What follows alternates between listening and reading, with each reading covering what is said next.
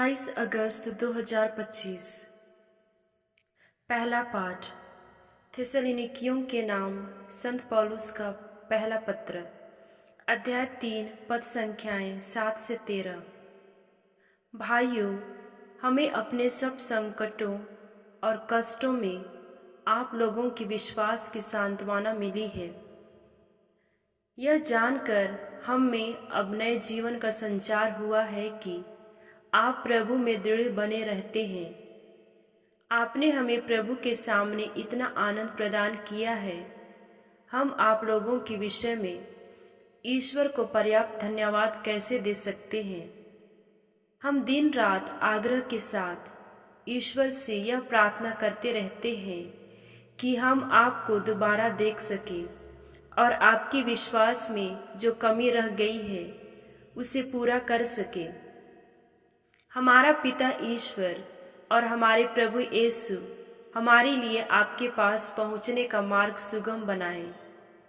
प्रभु ऐसा करे कि जिस तरह हम आप लोगों को प्यार करते हैं उसी तरह आपका प्रेम एक दूसरे के लिए और सबों के प्रति बढ़ता जाए और उमड़ता रहे। इस प्रकार वह उस दिन तक आपके हृदयों को हमारे पिता ईश्वर के सामने पवित्र और निर्दोष बनाए रखें, जब हमारे प्रभु यीशु अपने सब संतों के साथ आएंगे। प्रभु की वाणी। संत मत्ती के अनुसार पवित्र सुसमाचार, अध्याय 24, पद संख्याएं 42 से 51। यीशु ने अपने शिष्यों से यह कहा, जागते रहो, क्योंकि तुम नहीं जानते कि तुम्हारे प्रभु किस दिन आएंगे। यह अच्छी तरह समझ लो, यदि घर के स्वामी को मालूम होता कि चोर रात के किस पहर आएगा, तो वह जागता रहता और अपने घर में सेंध लगने नहीं देता। इसलिए तुम लोग भी तैयार रहो, क्योंकि जिस घड़ी तुम उसके आने की नहीं सोचते उसी घड़ी मानव पुत्र आएगा।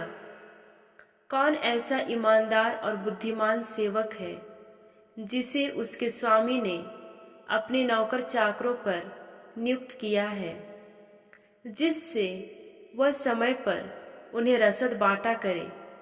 धन्य है वह सेवक जिसका स्वामी आने पर उसे ऐसा ही करता हुआ पाएगा। मैं तुम लोगों से कह देता हूँ, वह उसे अपनी सारी संपत्ति पर नियुक्त करेगा।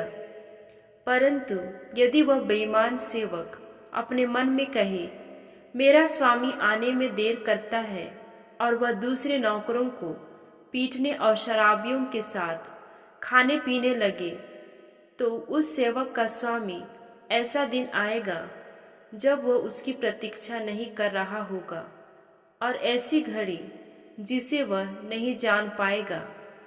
तब स्वामी उसे कोड़े लगवाएगा और ढोंगियों का दंड देगा। वहां वे लोग रोएंगे और दांत पीसते रहेंगे। प्रभु का पवित्र सुसमाचार। मनन चिंतन। आज का सुसमाचार हमें सावधान और तैयार रहने का आह्वान करता है। प्रभु यीशु हमें जागते रहने के लिए कहते हैं। वास्तव में इसका आध्यात्मिक अर्थ है। आध्यात्मिक रूप से जो सो जाने का मतलब है, हम ईश्वर और विश्वास की बातों की ओर से अपने कान और आंखें बंद कर लेते हैं। सोता हुआ व्यक्ति कुछ कार्य नहीं करता और न ही कार्यों का फल पा सकता है। आध्यात्मिक रूप से सोता हुआ व्यक्ति ईश्वर से दूर हो जाता है, और जो ईश्वर से दूर रहता है वह ईश्वर से उसका सामना होगा तो उसका परिणाम बहुत बुरा होगा। जागते रहने का अर्थ है कि हमें हर समय इस बात को याद रखना है कि हमारी आखिरी मंजिल ईश्वर का सानिध्य है। हम जो कुछ भी करें इसी बात को ध्यान में रखकर करें। हम प्रभु के सेवक हैं और उसने हमें हमारे जीवन में विभिन्न जिम्मेदारियां दी है। अपने परिवार के प्रति जिम्मेदारी, अपने समाज के प्रति जिम्मेदारी, अपने कार्यस्थल और कार्य के प्रति जिम्मेदारी, इन जिम्मेदारियों को हम ईश्वर को याद करते हुए वफादारी के साथ निभाएंगे तो हमारा प्रभु जरूर हमें पुरस्कृत करेगा, अन्यथा हमें सजा मिलेगी। क्या मैं सावधान और वफादार सेवक हूँ?